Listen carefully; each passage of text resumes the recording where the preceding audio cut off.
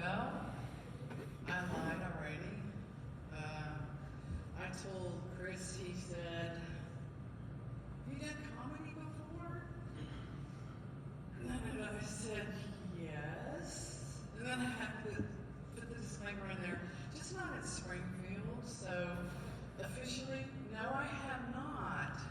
So at 63 years old, almost 64 in April Fools,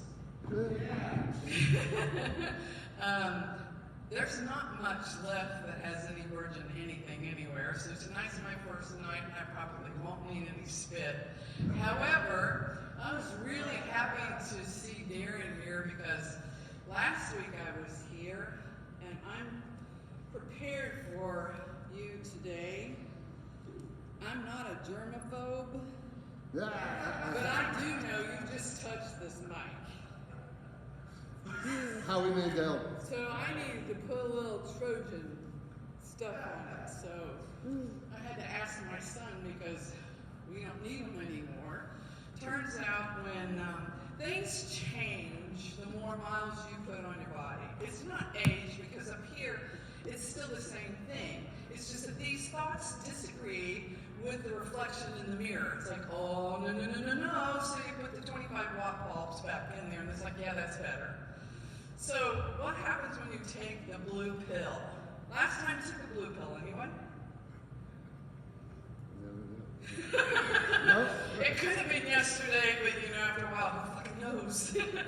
What happens is when you take the blue pill, you know it's going to be a half an hour, and you already know foreplay never lasts that long.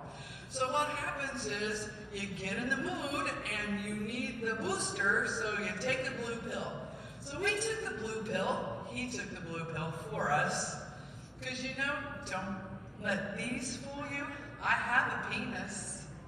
He has permanent custody of it. I get visitation rights exclusively and anytime I want to, with the help of a blue pill. So the other time he took a blue pill for us. And then I said, now what do we do? And he goes, I don't know. So I said, I got cookie dough in the refrigerator. Here's a little secret. There gets to be a point in your marriage, we've been married 25 years, there gets to be a point in your marriage where you no longer have to fake it. You just divert it. Because suddenly, food is equal to sex at some point in time. And there's a segue point until you really get there. So I said, I got some cookie dough in the refrigerator and it's ready to bake. He goes, that sounds good. So we got the house coats on, we go back in the refrigerator, we get the cookie dough out, we set it out, we bake it, we eat it, and then the moment comes. And he says, I've had plenty of chocolate chip cookies. Have you? He goes, yeah, we had too many. So we just missed a moment. We had one. We got our fill, though. I said before, we've been married 25 years. We actually have been married 62 years, no lie. How does anything become, in one moment, completely, absolutely true and false at the same time? Figure out how I did it?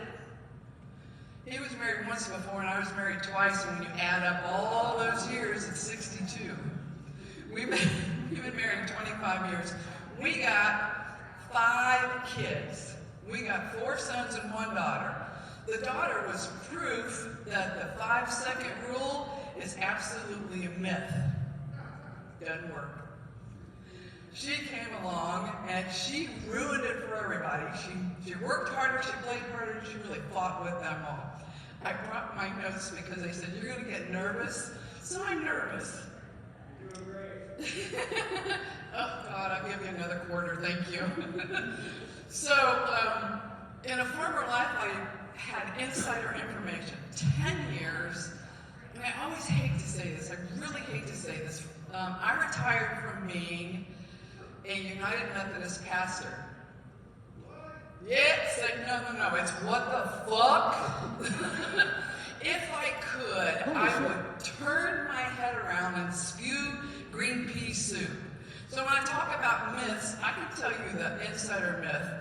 There is no God. You know, when you have nothing to lose.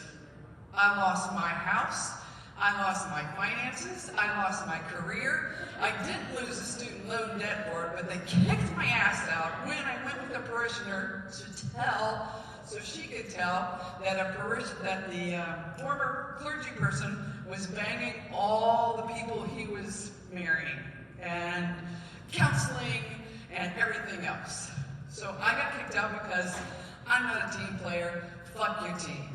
So now that I know and I'm out and I have nothing to lose, there is no God. Went to seminary in Dayton. You know what they have? They have theories about what God is, who God is. I have a slogan that will work for all of them. God is the man, the myth, the legend. The Hindi God, the man, the myth, the legend.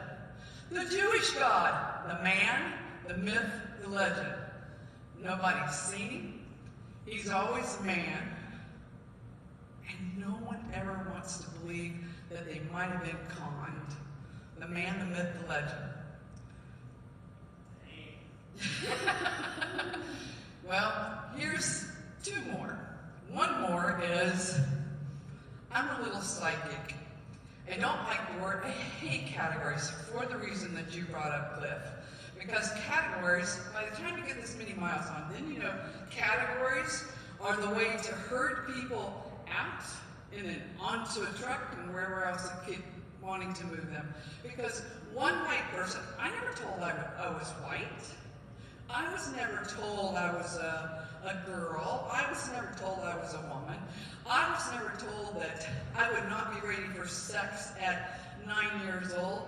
Turns out my 16-year-old next door neighbor wasn't ready either, because after he done his thing, he passed out because there was blood on the sheets. I ran next door and I told my mom what happened. She looked at me and she said, "Go get your clothes on and we're going to eat supper." That's the moment I became invisible. It's amazing what happens to us. We deny truth, and yet we don't want to face anything that's too terrible a lie. The reason why it's uncomfortable, it's going to still be uncomfortable. Because one, there's money to be made from it. If there was peace, there'd not be not a lot of money to be made for it. But what can we do? We talk about it and we rise above it. There's a joke that I hate this joke. Excuse me? My husband told this joke. Jokes are, and joke telling is so incredibly personal because it comes from you. Even if you're not in front of a mic, even if you're not in front of a whole bunch of people, it's so personal. And it's fucking, comedy is nutso because it's the one thing in life where you actually want people to laugh at you. I mean, who really wants that? Comedians. Yes! We want to. It's so personal. So he tells this joke, and I'm tired of faking it. He tells this joke, and he says, we passed a sign in Pennsylvania when we lived there a year and a half. It said, homemade pies, next exit. He turns and says to me, I didn't know hoes made pies. So I'm thinking, this is not that funny. We get in the car, and the granddaughters are there. And he tells the joke again, and I think, okay, fine, I'm driving.